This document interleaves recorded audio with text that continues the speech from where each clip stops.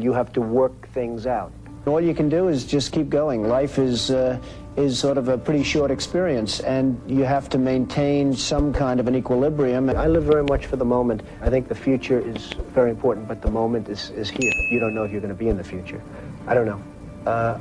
There's too many variables. You live for today, you do for today. There's a limit as to even what is going to keep my imagination going. And I just want to keep busy and keep active. I really enjoy too much what I'm doing. I really love what I'm doing. I don't think that's the image that the press really wants of me. I think the press doesn't really like hearing that, to be honest with you. I mean, I do a lot of things, and I don't like to talk about them, but they'd much rather see me, beating someone up than being nice to somebody. It fits the image better for them. And I think that's fine. It doesn't matter. Abraham Lincoln would probably not be electable today because of television. He was not a handsome man, and he did not smile at all. He would not be considered to be a prime candidate for the presidency, and that's a shame, isn't it? And which is interesting about The Apprentice is that I fire people. That's what I do. I fire people. They used to think that I was really this horrible, flame-throwing, terrible tyrant, right? Now I go on a television show where basically what I do is I fire people. And everyone thinks I'm such a nice guy, which tells you what a bad image I had before The Apprentice. And I think that's probably one of the reasons The Apprentice did so well. I think that without a certain innate intelligence and without a certain drive, you're not going to be successsul. I don't consider myself a workaholic. I mean, I work, but it's not work. Work to me is going on a 2-week vacation. If somebody said you have to go away for 2 weeks, you're going to Africa on a safari, there's not going to be any phones, you know what? Get me out of here, right? So that's, to me, that would be work. I think the hunt is always fun, whether it's deals, whether it's women, whether it's anything. I really got very lucky in a way. It's been a pretty good experience for me. I do one book, it's a bestseller. I do another book, it's a and #1 bestseller. Both books were #1. I built the Taj Mahal, which everyone said that's going to be his downfall. The Taj Mahal, it's over $1 billion building. And it's turned out to be one of the best deals I've ever made. And they passed a 1986 tax law, which was just absolute stupidity by the politicians. And we have, we have a situation where you have everything going perfectly. And then one day you wake up and the world is coming to an end from the standpoint of the economy. One of the things is, frankly, I was doing so well and it was all so easy that I took it easy. I used to say, and in fact I think I said in my first book that, and maybe this was foolish, but I really meant it, that someday I'd like to maybe lose everything for a period of time to see who's loyal and who's not loyal. And you can't guess it, you can't predict it. You think certain people would be loyal no matter what. And it turns out that they're not, and you just can't predict it. It's very difficult. And all of a sudden, I started relying on other people, and I said, listen, you went to the Wharton School of Finance, you're a genius, you take care of this, and you take care of that, and you do this.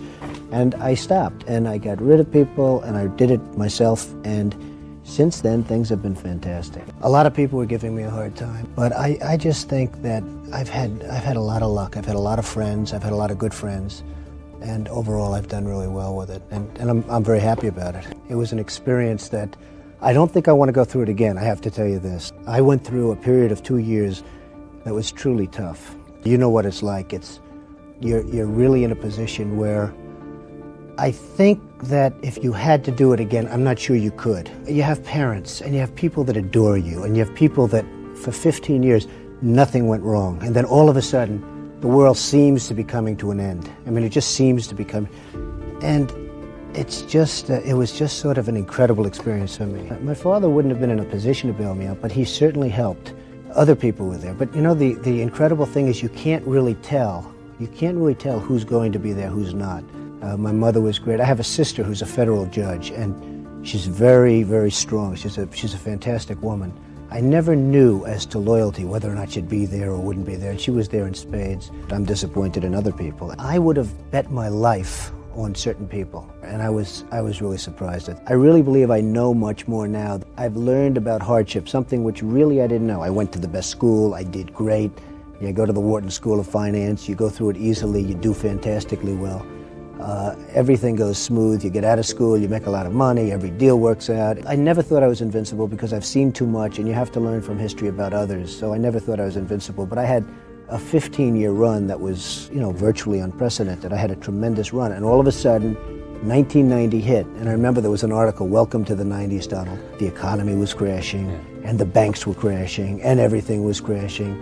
And what happened is I learned a lot about myself.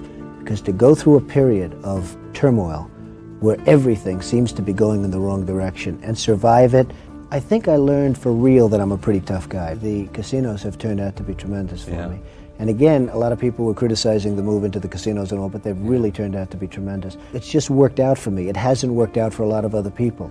I think a lot of that has to do with an inner strength. A lot of it also, though, has to do with other people, the loyalties of other people, how you treated other people so that maybe they are loyal. I was a little disappointed in my brother.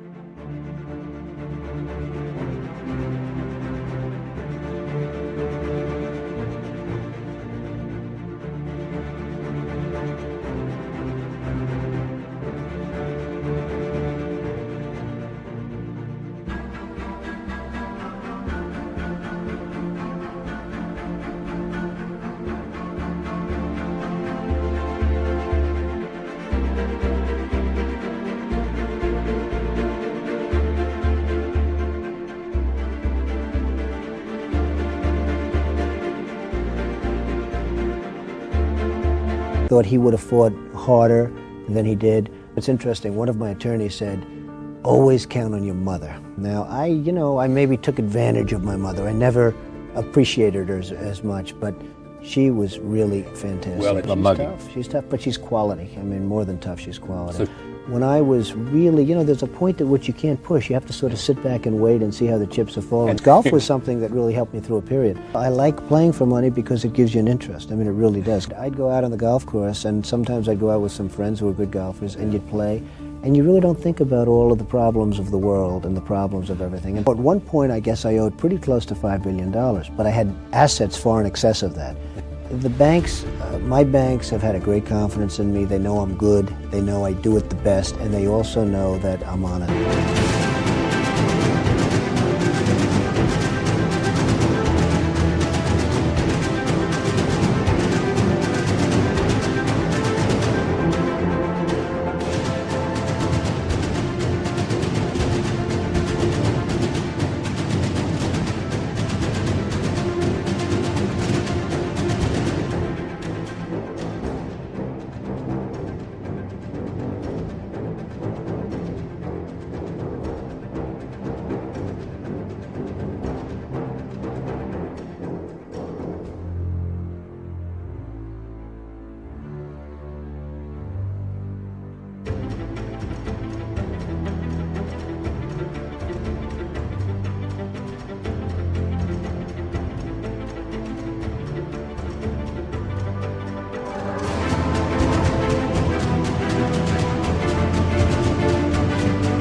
I'm not saying I would have been easy had the other route gone, but I will tell you this.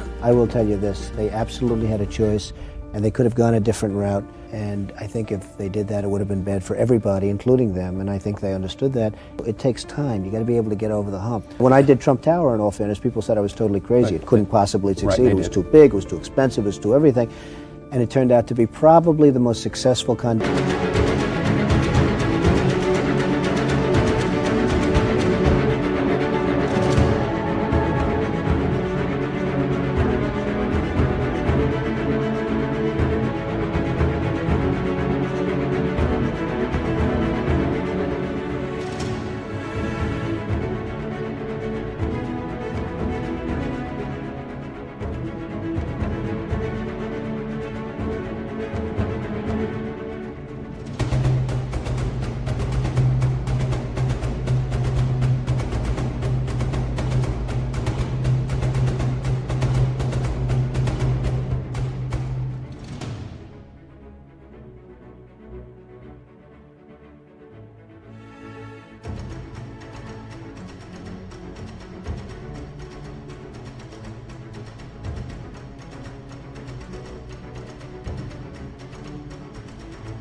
development ever.